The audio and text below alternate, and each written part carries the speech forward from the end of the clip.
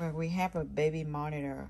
This is infant optics warning our signal coverage.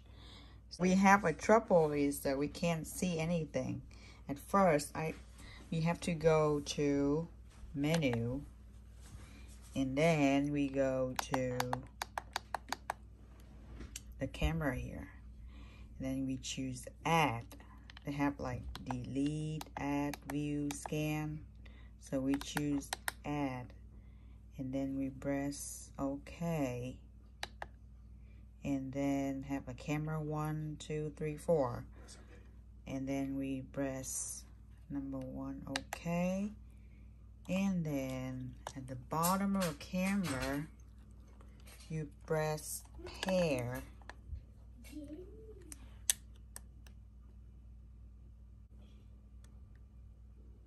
And then we press it down, and it's working.